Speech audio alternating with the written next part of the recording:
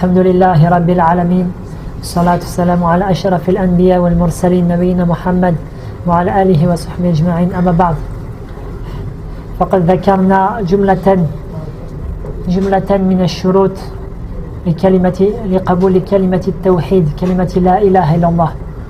وذكرنا اختصارا بالأمس الدليل للإنقياد، للشرط الذي هو الانقياد. ومن أدلة ذلك قوله سبحانه وتعالى: ومن أحسن دينا ممن أسلم وجهه لله وهو محسن واتبع ملة إبراهيم حنيفا. قال تعالى: ومن أحسن دينا، وهذا استفهام بمعنى النفي والإنكار، بمعنى لا أحسن دينا. ومن أحسن دينا من أسلم وجهه لله وهو محسن. أسلم وجهه لله، انقاد لله سبحانه وتعالى وهو محسن، هو موحد. واتبع ملة إبراهيم حنيفا. وقد بينا أن ملة إبراهيم هو التوحيد، هو إخلاص العبادة لله تعالى. نعم. Donc on a cité la 6e condition hier de la parole la ilaha illallah, à savoir al-inqiyad, c'est-à-dire la soumission, ce fait de se soumettre à Allah Ta'ala, se soumettre à ce que représente cette parole la ilaha illallah comme adoration exclusive à Allah Ta'ala. Parmi les preuves et la parole d'Allah, et qui a plus belle religion que celui qui a soumis sa face devant Allah tandis qu'il est bienfaisant, en suivant le chemin ou en suivant la voie de Ibrahim.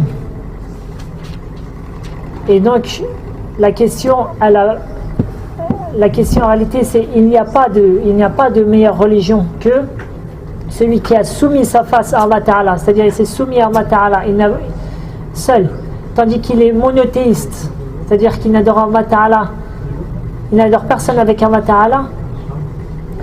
Ensuite, wattaba' millata Ibrahim hanifa, qui a suivi la voie d'Ibrahim.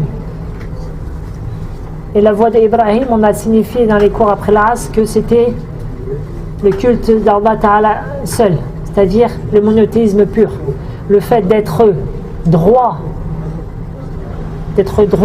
dans l'unicité d'Allah et d'être détourné du polythéisme. Naam. Wa shartu السابع هو المحبة، كما قال الله تعالى: ومن الناس من يتخذ من دون الله أندادا يحبونهم كحب الله والذين آمنوا أشد حبا لله. الآيات.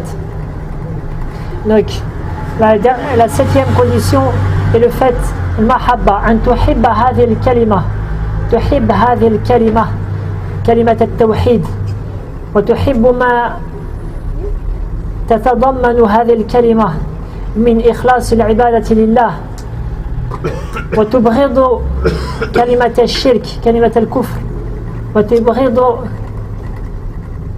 العبادة لغيره سبحانه وتتبرأ عنها. Donc la 7e condition est le fait d'aimer cette parole-là, d'aimer cette parole-là, c'est-à-dire avant tout aimer Allah plus que tout, comme Allah Ta'ala dit. Et parmi les gens, il en est qui prennent en dehors d'Allah des associés en les aimant comme on aime Allah, c'est-à-dire que eux dans leur cœur ils ont associé avec Allah autre, car ils aiment autre qu'Allah autant que lui. Or Allah, ensuite Allah Ta'ala dit, et les croyants sont plus ardents dans l'amour d'Allah, c'est-à-dire que le croyant est celui qui aime Allah plus que tout, plus que sa propre personne, plus que ce bas monde, ses parents, ses enfants et autres. والعبادة تقام بالمحبة والخضوع لله جل وعلا. Et sachez mes frères que la vraie adoration c'est celle qui est vouée par amour d'Allah Ta'ala et par humilité envers lui. Naam. Et ceci on le détaillera plus tard, Inch'Allah. Donc le fait d'aimer Allah plus que tout et d'aimer cette parole-là, car Allah Ta'ala, comme on l'a dit et on l'a redit, tous les prophètes ils ont été envoyés avec cette parole-là. Et nous n'avons envoyé de messagers si ce n'est par la langue de son peuple. Donc chacun il est venu selon la langue de son peuple. Mais tous ils sont venus avec la parole La ilaha illallah, selon la langue de son peuple. Donc on doit aimer cette parole-là. Et ce qu'elle contient comme culte exclusif à Allah, comme le fait qu'on doit adorer qu'Allah Ta'ala. Donc on aime le fait de n'invoquer que Allah, de ne se prosterner que devant Allah, de s'incliner que devant Allah, de sacrifier que pour lui. Et on aime la législation d'Allah Ta'ala, le fait qu'Allah il a légiféré la prière, le jeûne, etc. Et on déteste le fait d'adorer autre que lui. Et on se détourne et on délaisse le fait d'adorer autre que lui. نعم. وجاء في الحديث في الصحيحين عن أنس بن مالك رضي الله عنه قال رسول الله صلى الله عليه وسلم قال رسول الله صلى الله عليه وسلم ثلاث من كن فيه وجد بهن حلاوة الإيمان أن يكون الله ورسوله أحب إليه مما سواهما وأن يحب المرء لا يحبه إلا لله وأن يكره أن يعود في الكفر بعد إذ أنقذه الله منه كما يكره أن يقذف في النار. Le prophète sallallahu alayhi wa sallam dit dans le hadith fi sahihayn, d'après Anas radiyallahu anhu, que le prophète sallallahu alayhi wa sallam a dit trois choses. Celui qui les possède, il va goûter la douceur de la foi. لأن الإيمان له حلاوة ولا حلاوة بعدها أو بعده. نعم. Pourquoi? Parce que la foi en réalité elle a une douceur. Et en réalité celui qui a goûté la douceur de la foi, eh ben, c'est certes cela la meilleure des douceurs, qui est préférable à la douceur de l'argent, la douceur d'avoir des biens ou d'avoir je ne sais quoi autre. Comme Allah Ta'ala dit Man amila salihan min dhakarin aw untha wa huwa mu'minun falanuhyiyannahu hayatan tayyibah wa lanajziyannahum ajrahum bi ahsani ma kanu ya'malun. Celui qui croit et qui fait les bonnes œuvres, nous allons le faire vivre d'une bonne vie et nous lui donnerons, c'est-à-dire nous allons le faire vivre d'une bonne vie ici-bas, yani. Wa lanajziyannahum ajrahum bi ahsani ma kanu ya'malun. Et nous le rétribuerons de par le meilleur de ce qu'il faisait, et ceci dans la vie dernière. Donc cette foi-là elle a une douceur, et trois choses celui qui les possède goûtera la douceur de la foi.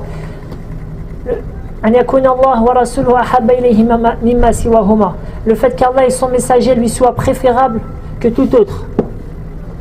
Donc comme on l'a dit, Allah Ta'ala c'est celui qui est aimé pour lui. Nuhibbu Allah Azza wa Jal lahu subhanahu. Et c'est celui qui est aimé plus que toute chose, et celui qui est aimé par un amour d'adoration,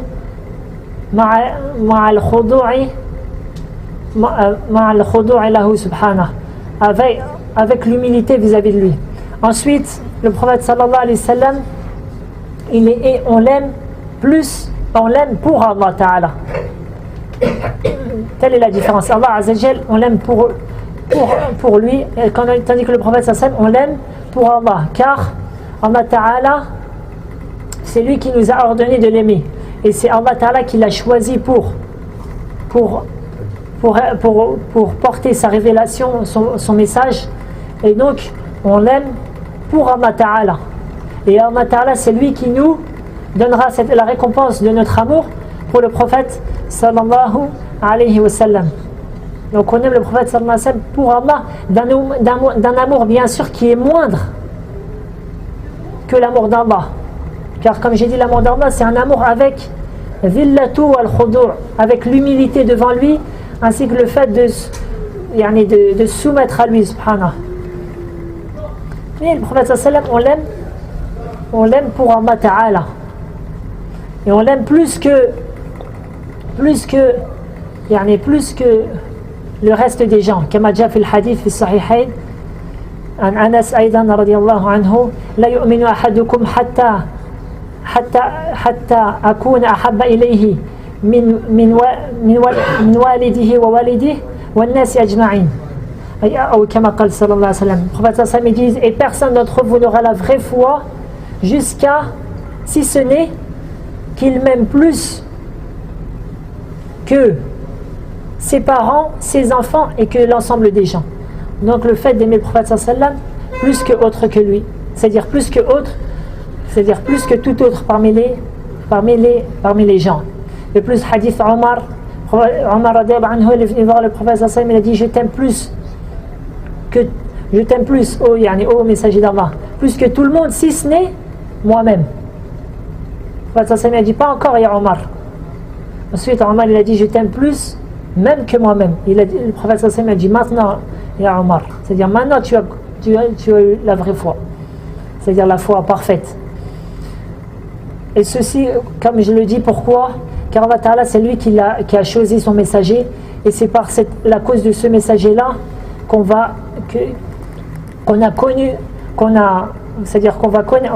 connu notre Seigneur et ses noms et ses attributs.